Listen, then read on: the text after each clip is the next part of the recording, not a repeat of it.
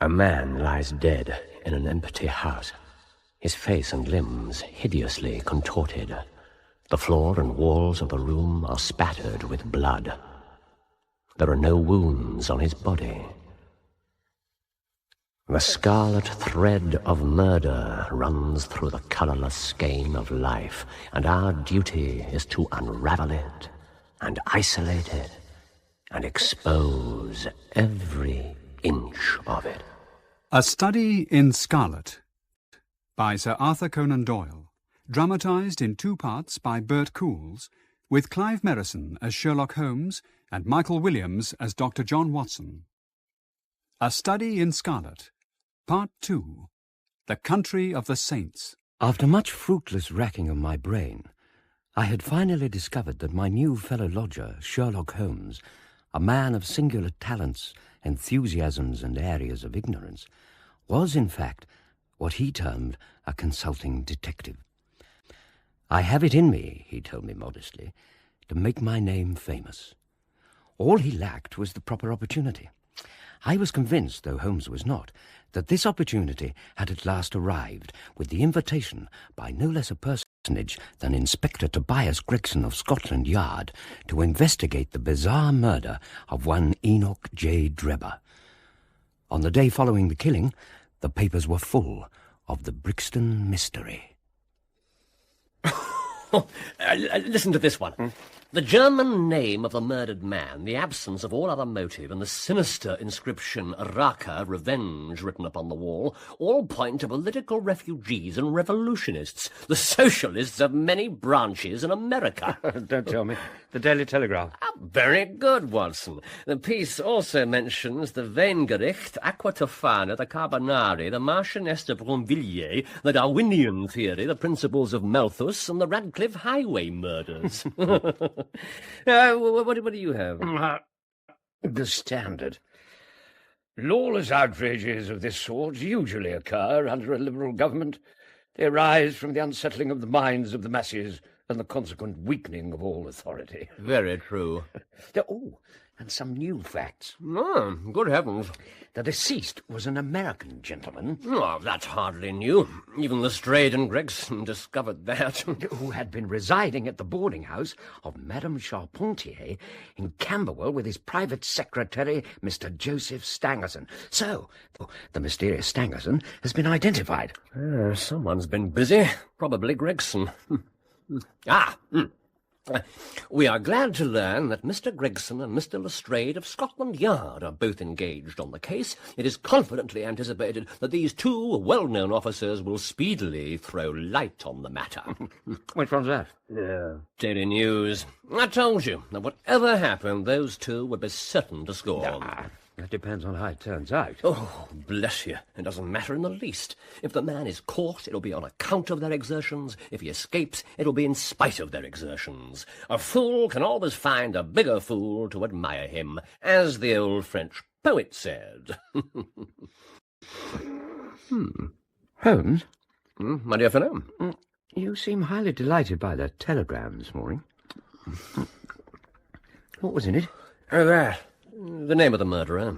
Shall we order some more toast? Mr. Holmes. Mrs. Hudson, have you added mind reading to your many other accomplishments? Mr. Holmes, I really must protest. What do you think you're doing inviting me? Mr.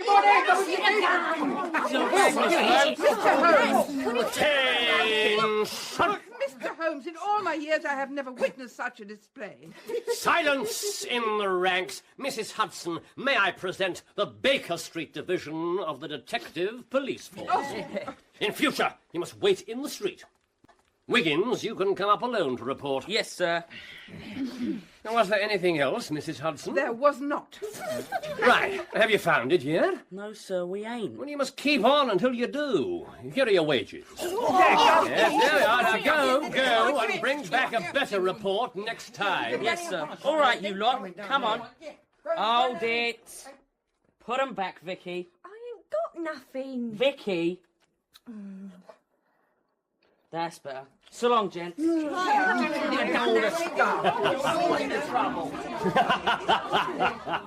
There's more work to be got out of those little beggars than out of a dozen of the regular force. They can go everywhere and hear everything. All they want is organisation. You're employing them on this Brixton case? Yes, there's something I want to track down. It's only a matter of time. Do you really know the name of the murderer? Oh, hello. We're going to hear some news now with a vengeance. Here's Gregson coming down the road with beatitude written upon every feature of his face. It's all right, Mrs. Hudson. The gentleman's expected. My dear Holmes, congratulate me. I've made the whole thing as clear as day. Doctor. Good morning. Do you mean that you're on the right track? The right track? Why, sir, I have the man under lock and key. And his name? Arthur Charpentier. Take a seat, Gregson. Try one of these cigars. Yes, we're anxious to know how you managed it, aren't we, Watson? Well, yes. Of course we are. The fun of it is that fool Lestrade has gone off on the wrong track altogether. He's chasing after the secretary, Stangerson. But he had no more to do with the crime than a babe unborn. Lestrade's probably arrested him by now.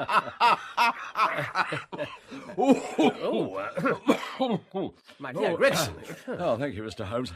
Now, how exactly did you get your clue? Yeah, well, now, I'll tell you all about it. Of course, gentlemen, this is strictly between ourselves. Of course. Well, the first difficulty was the tracing of this Drebber's movements prior to his murder. Now, you may not remember it, but there was a hat lying beside the body. Yes, made by John Underwood and Sons, 129 Camberwell Road. Oh, I'd no idea you noticed that. Have you been there? No.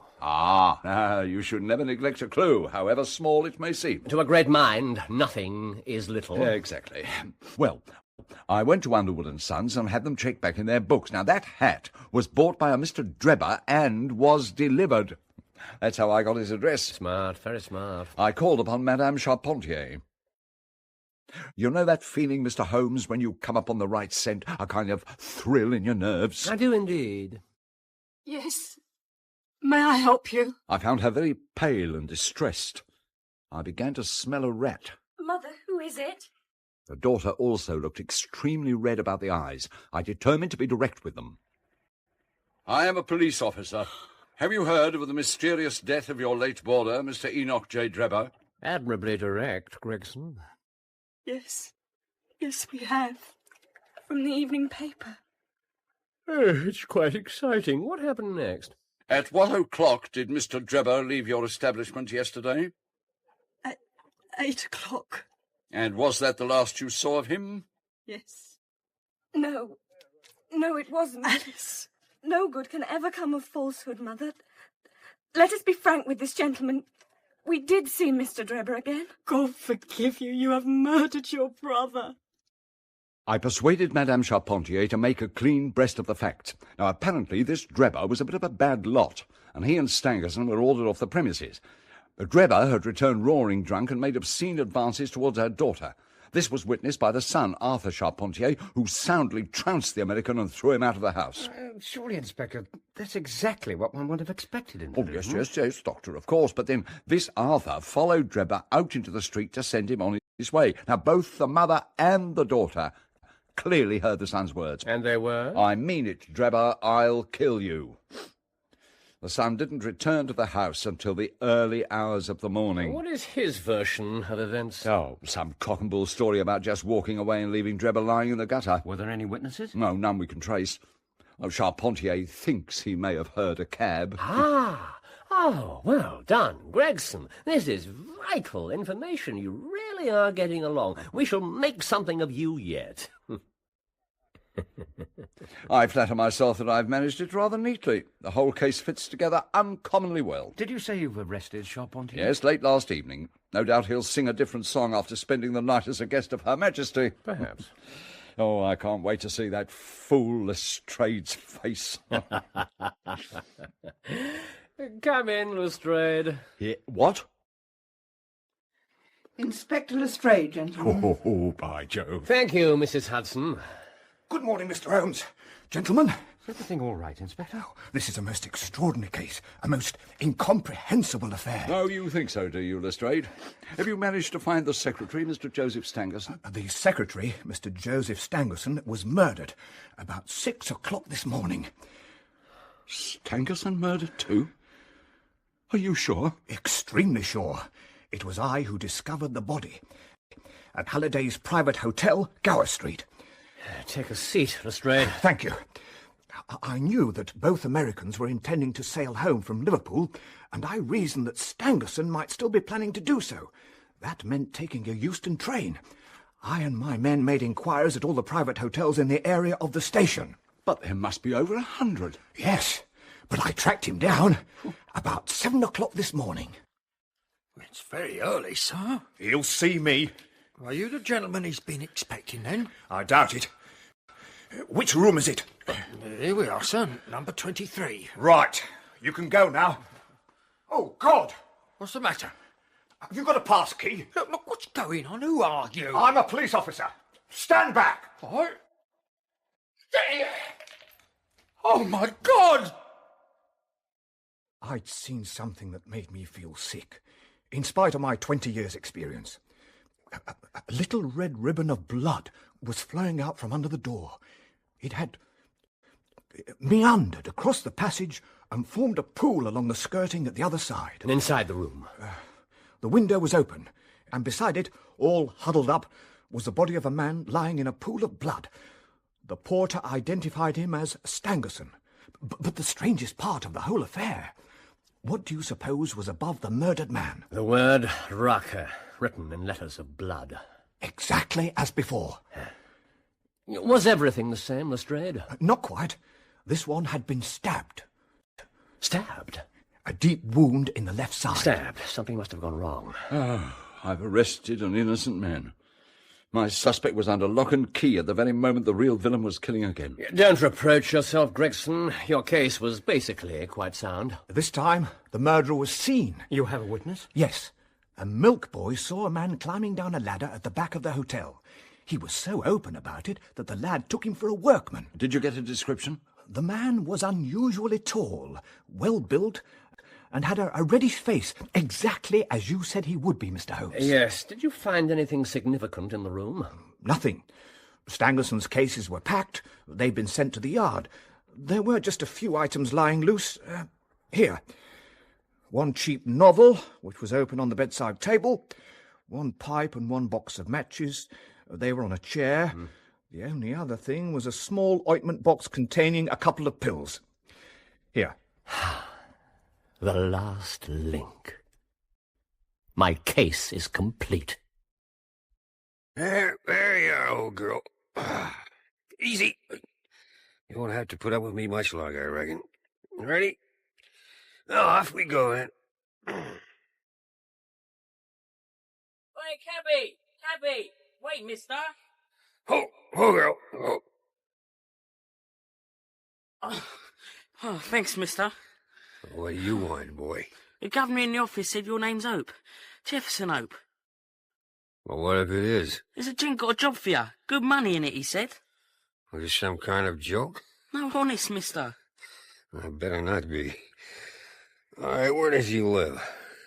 This gent of yours. Baker Street, 221B, Baker Street. Here's the poor creature, Doctor. You can see he's suffering. I tell the maid I'd ask you to put him out of his misery. She's down there now, sobbing her heart out. She really loves this old dog. Don't worry, Mrs. Hudson. He won't suffer much longer. Thank you, sir. I'll go and tell the girl. Oh, easy, boy.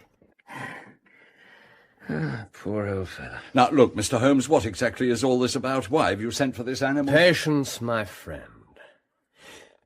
I now have in my hands all the threads which have formed such a tangle. I am as certain of the main facts as if I had seen them with my own eyes. I will give you a proof of my knowledge. Doctor, are these ordinary pills? Here. No, they're not. They're unusually light and transparent. Probably soluble in water. I couldn't really say any more without a proper analysis. I believe we have a quicker method to hand. I shall cut one of the pills in two and put one half safely back in its box. Now, if we put a little water in this saucer, then you will perceive that the doctor is right, and the half pill readily dissolves in it. Mr. Holmes, this may be very interesting, but I cannot see what it has to do with this case. It has everything to do with it. I shall now add a little milk to the mixture to make it palatable. Now, on presenting it to the dog, we find that he laps it up quickly enough. Now, Holmes? If you'll excuse us, Mr. Holmes, my colleague and I have a murderer to track down. Wait! It can't be a coincidence. It's impossible that it should be a coincidence. The very pills which I suspected in the case of Drebber are actually found after the death of Stangerson, and yet they're inert. What can it mean? What can it mean? Ah! I have it! I have it! The other pill. The other pill. Cut it in two. More water. Yes, dissolve it. Milk. Stir. Right. Here you are, boy. Try this. Look, Watson. Look. Gregson. Lestrade. What's the matter with the animal? Ha-ha! It's dead! It's dead! My God! Good Lord. Poor creature. Of the two pills in the box, one was the most deadly poison and the other was entirely harmless. Oh, I ought to have known that before I ever saw the box at all. I'll have that pill box back, if you please. And now look here, Mr. Holmes, we are all ready to acknowledge that you're a smart man and have your own methods of working, but we want something more than theory and preaching now. It's a question of taking the man. Gregson made his case out and he was wrong. I went after my man, Stangerson, and I was wrong too. You've thrown out hints here and hints there, but can you name the man who did it? Any delay in arresting the killer might give him time to strike again. The doctor's quite right, sir. There will be no more murders. You can put that consideration out of the question. You ask me if I know the name of the assassin.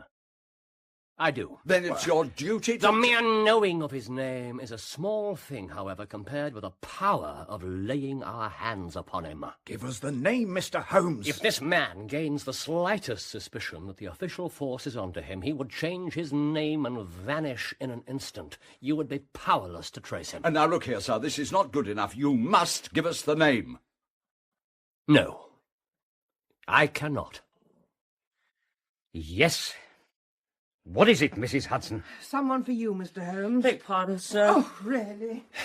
Yes, Wiggins. I've got a cab downstairs. Oh, good boy. Here. Oh, thanks, sir. The cabman may as well help me with my boxes. Ask him to step up, Wiggins. Yeah, right away, sir. What's this about, Mr. Holmes? I hope you're not planning to leave the capital. Doctor, be so good as to fetch my handcuffs. Your handcuffs? In my writing desk, right-hand drawer. Oh, certainly. Here you are. Mr. Holmes. Why don't you introduce this pattern at Scotland Yard? Look, they fasten in an instant. The L pattern's quite good enough, if we can only find the right pair of wrists to put them on. Very good, very good. Excuse me, gentlemen, while I just strap up this portmanteau. Mr. Holmes? Ah, cabby, just give me a help with this buckle, would you? Move aside, sir. Now let me do it. What? Gentlemen, let me introduce you to Mr. Jefferson Hope, the murderer of Enoch Drebber and of Joseph Stangerson. No! Stop him! Oh, no, you don't. Hold him still. I've got his legs. I've got him. Now, Mr. Hope, I've no desire to do so. I assure you that I'm quite capable of breaking your arm if you render it necessary. You let me go. I know any odds are against me. Very well. These two gentlemen are police officers, and as soon as one of them regains his breath, I'd rather fancy you're going to find yourself under arrest. Are you all right up there, Lestrade? Everything well under control. If he ever leaves the force, he's got a second career ready and waiting. I heard that. Are you in much pain? No one worse. Mr. Holmes, is it? Sherlock Holmes. Well, Mr. Sherlock Holmes, if there's a vacant place for a chief of the police, I reckon you're the man for it. It's quite enough from you, Hope. Oh, really, Gregson? It was the ring that gave it to me, of course. That and the wheel marks in the mud of the Brixton Road. If that night had been dry, I never would have found you, Hope. Can't we save this till we get to the yard, Mr. Holmes? The marks in the road showed me that the horse had wandered on slightly between arriving and departing. That would never have happened if anyone had been in charge of it. It was clear from the footprints that only 2 men were ever there, so it followed that the driver of the cab was also the murderer. But how the devil did you know my name? As I said, through the ring. It was a question of motive. Despite your clumsy attempt to implicate German radicals, it was clear that the murderer... papers had been full of secret societies and the like. I thought it might throw you off the scent. Well, it didn't. Carry on, Mr. Holmes. Political assassins are only too glad to do their work and to fly, whereas this murder had been done most deliberately, so it was a private matter. Since a woman is usually involved somewhere in these affairs, the ring merely confirmed what I'd already decided. I wanted the last thing that villain saw to be Lucy's ring. The ring he forced on her finger. Keep it for the official statement, Hope. So, Gregson, I did what you neglected to do. What? I telegraphed the Cleveland police for information concerning Drebber and trouble over any woman. The answer was conclusive.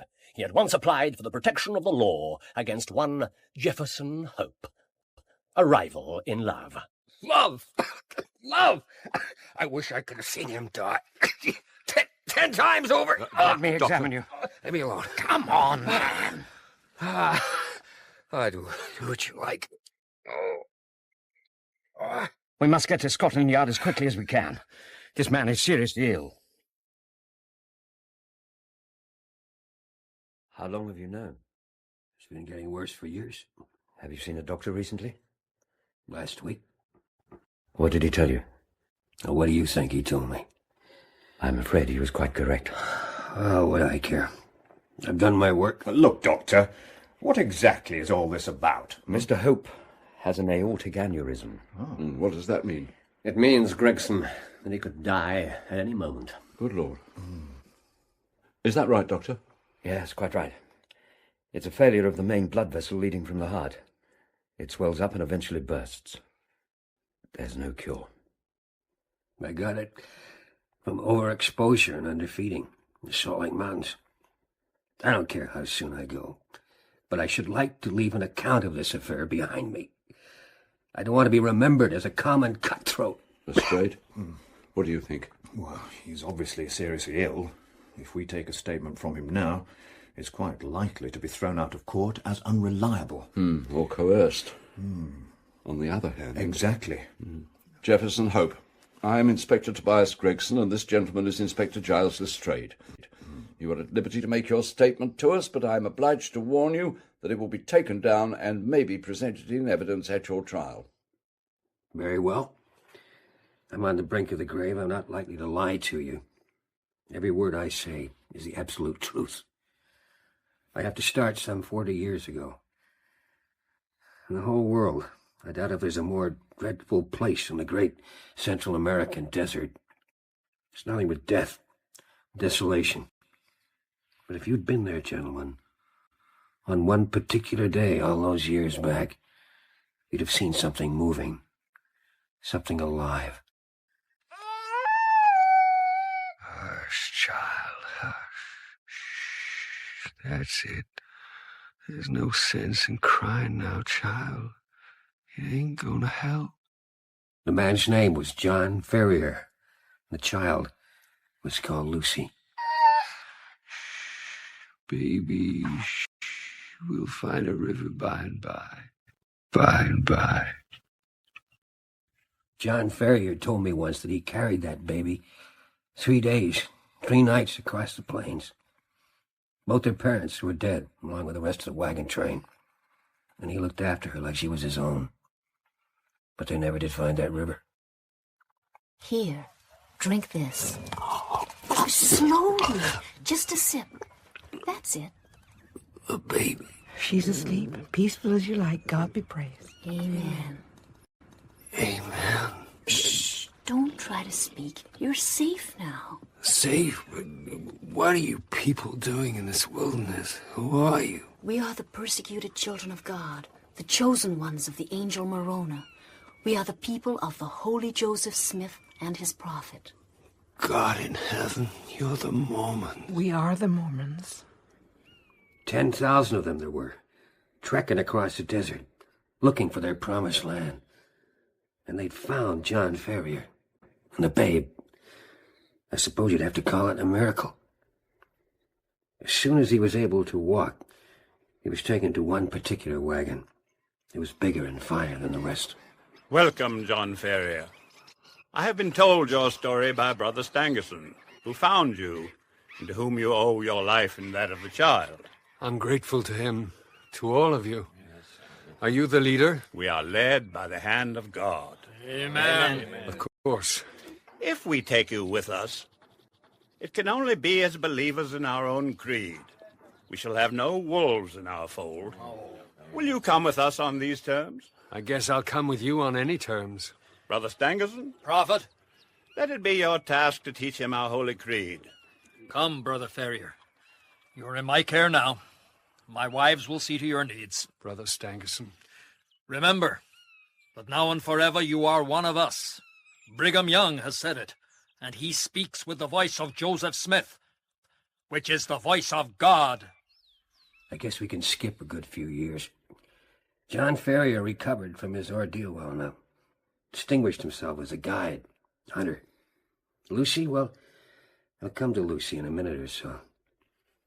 When they finally stopped their wanderings, Ferrier was granted as good a stretch of land as any of the men, save Young, of course, and excepting the four elders, Kemble, Johnson, Stangerson, and Drebber.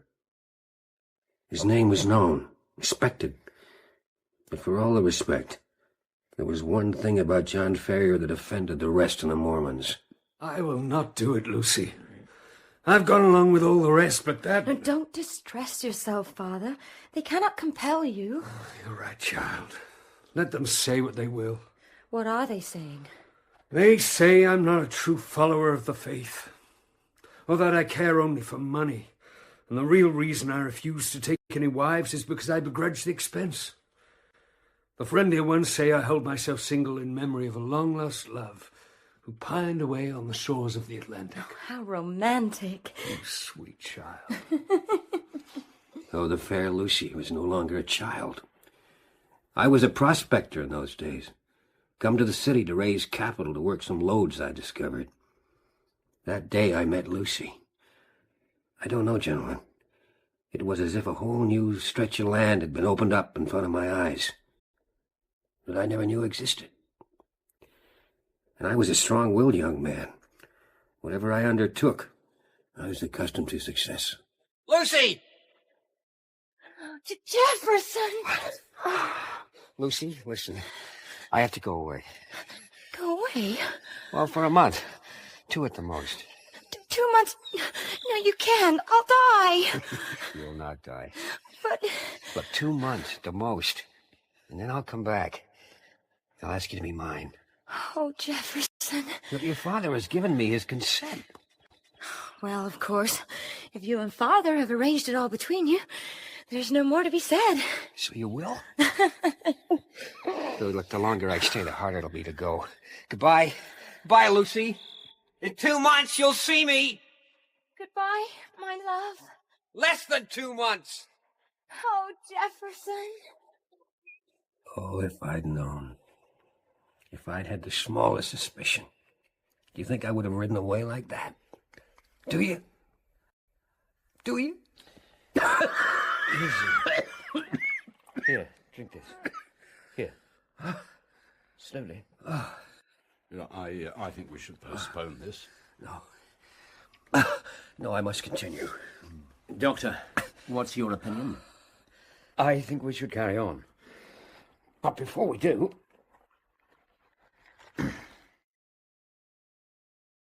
What are you giving him? I must have the name of that powder, Dr. Watson. It's only a mild painkiller.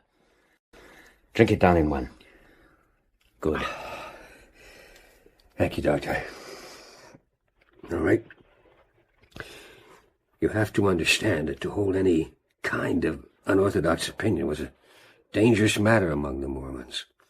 To fall foul of the elders was a terrible thing. Close the door, if you please. Yes, Brother Young. My daughter has gone to the city, but I could prepare some refreshments. It is of your daughter that I wish to speak. Lucy. There are stories of her which I would fain disbelieve. Stories that she is sealed to some Gentile. What is the 13th rule in the code of the St. Joseph Smith? You claim to be a loyal member of the church, wise in its teachings. What is the 13th rule? That every maiden of the true faith marry one of the elect. For if she marry a Gentile, she commits a grievous sin. Your daughter has found favor in the eyes of many who are high in the land. Stangerson has a son. Drebber has a son. They are young and rich and of the true faith. Let her choose between them. You must give us time. Lucy is scarce of an age to marry. We give you time. We give you 1 month. A month? At the end of 30 days, she shall make her choice. And if she will not, then I will do so for her. Good day to you, brother. A month? I had been gone scarce 3 weeks. I discovered later that Ferrier sent a message after me. The next day. It was that same day that he arrived home to find 2 young men in possession of his sitting room. I guess you don't know us, brother. This here is Enoch, the son of Elder Drebber. Greetings, brother. And I'm Joseph Stangerson. I traveled with you when I was just a lad, when the Lord stretched out his hand and gathered you into the true fold. As he will all the nations in his own good time. He grindeth slowly, but exceeding small. Amen, Brother Drebber. I'd guessed who you were. Then you must surely know why we're here. Oh, I know your purpose right enough. As I have only 4 wives, and Brother Drebber here has 7, it appears to me that my claim is the stronger. The question is not how many we have, but how many we can keep. I'm the richer man. But my prospects are better. I'm your elder and higher in the church. What say you, Brother Ferrier? I say this. I don't want to see either of your faces again. What? Are you aware what an honor it is to marry the son of an elder? I'm aware that there are 2 ways out of this room. There's the door and there's the window. Which do you care to use? You have defied the prophet and the holy 4. You'll regret this to the end of your days. I knew nothing at all of this. The power of the Holy 4 stretched wider and deeper than John Ferrier could ever suspect. His message never reached me. Good morning, Father. I was wondering if I might... What in the world is the matter? Nothing, child. Wait for me in the sitting room. What is that paper? What does it say? Show it to me, Father. Here. I found it pinned to the bedclothes. It was there when I woke. 29 days. Oh, my God. Next morning, they found the number 28 scrawled with a burnt stick in the very center of their ceiling. That night, Ferrier sat up with his gun. He saw nothing, heard nothing. Yet in the morning, a great 27 had been painted on the outside of their front door. And so it went on. 20 changed to 15, 15 to 10, 10 to 5. And still they waited in vain. For me. In fact, I was on my way back to them. My business over and done with. And not a care in my heart. Oh boy! Oh, drop your rifle! Man said to drop your rifle.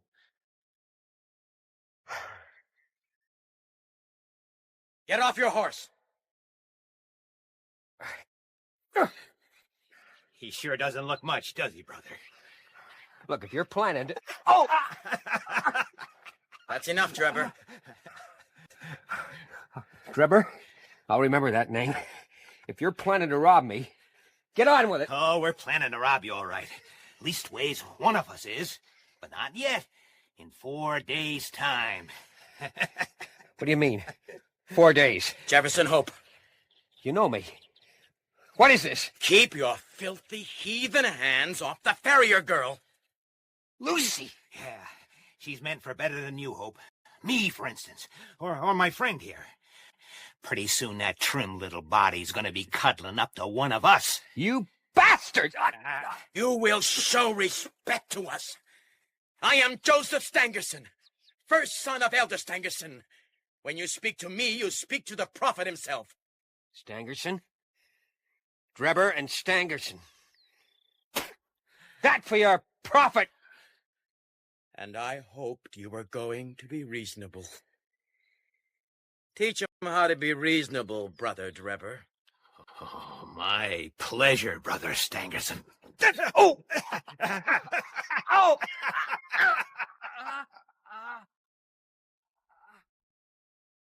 They left me for dead. By the time they'd finished with me, I wasn't far off it. But the thought of one of them, with my Lucy...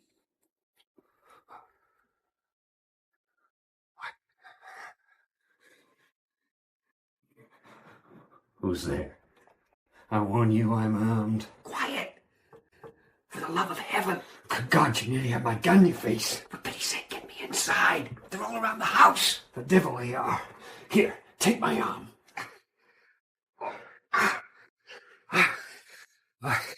Give me something to drink. Oh, my God. Oh. Yeah. Oh, God, it's good. John, is Lucy all right? Jefferson! Oh. Who did this to you? Drebber, Stangerson, I've got to get both of you away. Tonight. I can be dressed in a moment. What should we take? Food, and as much water as we can manage. I'll see to that. Hurry, buddy.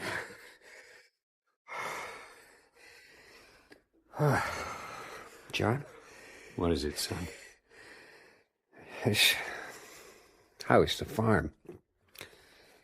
Everything you worked for. What's that to me? Give me a hand with the food. The watchers were concentrating on the front and the rear of the house. We climbed out the side window while the moon was hidden by the clouds. And we made it safely to the edge of the cornfield. Oh, thank God. We've done it.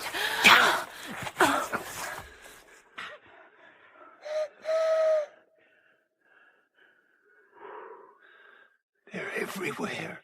Not a sound. 9 to 7. 7 to 5. What news? If the girl remains stubborn, we strike tomorrow at midnight. The prophet's orders. Then there'll be some fun. All right, brother. I'll tell the others. Is it safe to move on? We must. Everything depends on speed. I had 3 horses waiting. All night we kept moving, all next day. Most the next. By then our food was gone. I wasn't worried, though.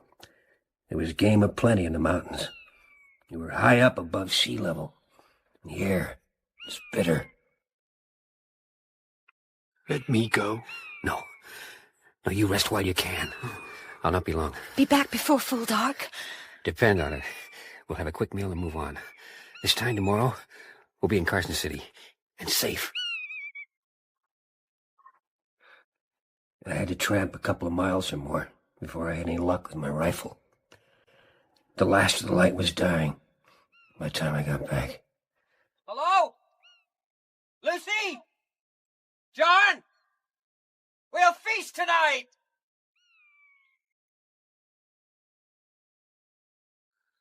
Oh, sweet Jesus. Lucy?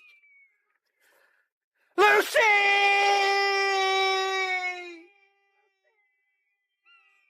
I found John Ferrier at the edge of the clearing. He'd been beaten like an animal. And shot. Lucy wasn't there. Were you able to build up any picture of what happened? Not until the next morning. I saw the tracks. A lot of men on horseback. They'd come up behind us, along the path, and they'd turn back towards Salt Lake City. They'd taken our horses, but I set off after them. How long did it take you? 6 days. By the time I reached the city, I must have looked a wild sight. I stayed in the shadows. The streets were hung with flags. They were celebrating the marriage of an elder son. All I heard was talk about the great rivalry between these two fine young men. On the very day I got there, the prophet had given my Lucy to Enoch Drebber. What did you do? I went back into the mountains. I suppose I must have lost my senses for a time. When I came to myself, I returned to the city. I knew what I'd find there. I knew she was dead. Dead of grief and shame. Some of Drebber's other wives were keeping vigil over her body. I took his ring from her finger. I'd not have her buried in Drebber's ring. And I vowed I'd not rest till I'd made them pay for what they'd done to my love. The rest is easily told. There was a great split among the chosen people. Many gave up the faith, Drebber, Stangerson among them. John Ferrier's fortune had made Drebber a rich man. But for some reason, he and Stangerson stuck to each other's company and set off to travel together. They were rich and I was poor, but I dogged them. I followed them across 2 continents. Sometimes I nearly caught up with them. Other times I lost the trail for long stretches. But always, I kept going. Always. Just how long has this business been going on? 20 years. 20 years. And eventually I tracked them here, London. Where you obtained employment as a cab driver? Wherever they went, I was always at their heels. At first I planned to surprise them. I reckon they thought I was dead years before. But they somehow got wind of me. They were cunning. Never went out alone. Hardly ever after nightfall. I thought it was all up. I knew I had no chance against the two of them together if they were on guard. But they got careless. Drebber had taken to drink. It wasn't only the drink. In the end, it was a woman that did for him. I liked that. It was fitting. I'd sat in my cab and watched when the two of them were thrown out of that boarding house. I knew why. And I sat and watched again when Drebber went back after that pretty face and her brother lashed into him in the street. And I tell you, I enjoyed that. I waited till the boy had finished with him.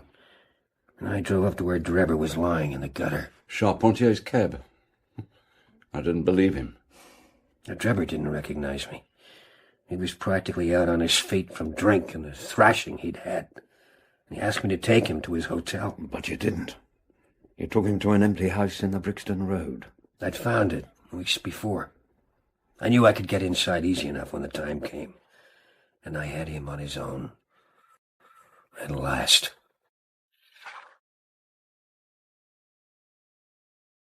This is my hotel. Cabby, it's damn dark here. Now, Enoch Drebber. Huh? Who am I? What? What do you mean? Who are you? I don't know you. I've never seen.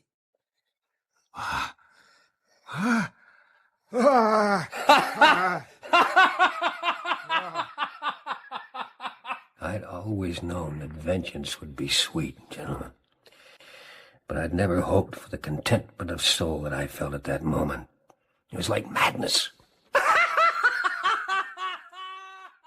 The pulses in my temples beat like sledgehammers, and I believe I'd have had some sort of fit if the blood hadn't gushed from my nose. And believe me. Keep away from me, Hope. You're insane. Look at this ring, Drebber. This is the ring that killed Lucy Ferrier when you forced it on her finger and dragged her off to your shameless harem. No. Now look at it. It'll be the last thing you ever do look at. Would you murder me? I'm no murderer. We'll let the high God judge between us. There are 2 pills in this box. Choose and eat. No. There's death in one and life in the other. No. I'll take what you leave. No. Choose! No! Choose! Let's see if there's justice on the earth or if we're ruled by chance. Now choose! By God, I will murder you where you stand!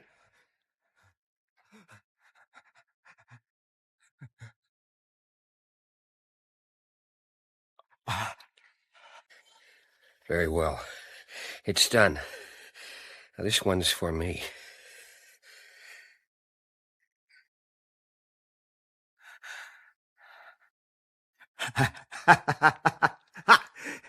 I've beaten you, Jefferson Hope. Justice on earth. I'll watch you die like the stinking rat you are.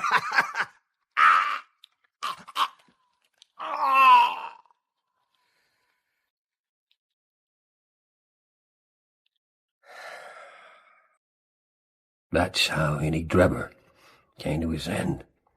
Blood was still streaming from my nose, but I felt light-hearted, mischievous. I wrote up "Rock" on the wall and lit a cigar, and I looked at him for a spell. And then I got out. When did you discover that you'd lost the ring? That ring was all I had of my Lucy. I had to have it back. I hadn't gone far. I left the cab on a side street and walked up to the house, straight into one of your constables. PC John Rance. I fear he will not rise in the force. You pretended to be drunk. He paid me no heed. All I could think of was that I'd lost Lucy's ring. And I saw your advertisement, the evening paper. Ah, yes. Who was your accomplice who visited Baker Street? Accomplice? What's this, Mr. Holmes? Why haven't you mentioned this before? The zeal of the official force, eh, Watson? This is not relevant to your inquiries, Gregson. I'll wager the man had nothing to do with the killings. Nothing. Nothing, I swear it. Now, Mr. Holmes, I can tell you my secrets, but I don't get other people into trouble. But I think you'll own he did it smartly. Not a doubt of that. Let's get back to the matter in hand here. Joseph Stangerson wasn't poisoned. He was stabbed to the heart. He begged me for his life. Cried like a woman. Told me I had no quarrel with him. He hadn't touched the girl. Only killed her father. He wouldn't take his chance with the pills. He went for my throat. It was self-defense. The outcome would have been the same in any case. But Providence would never have allowed his guilty hand to pick out anything but the poison. And that's the whole of my story. You may consider me to be a murderer, but I say I'm just as much an officer of justice as you are.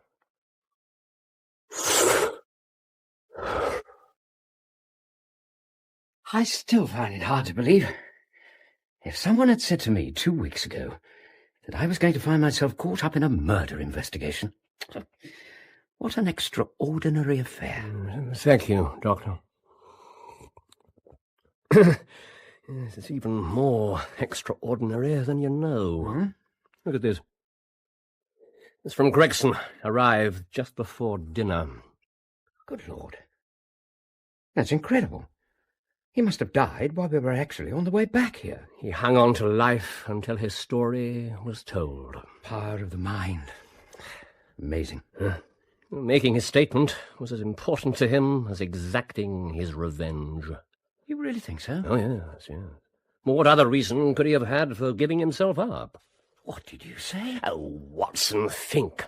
Wiggins led Hope to the very same rooms where, not 12 hours before, his accomplice had been given a patently false wedding ring. He must have known it was a trap.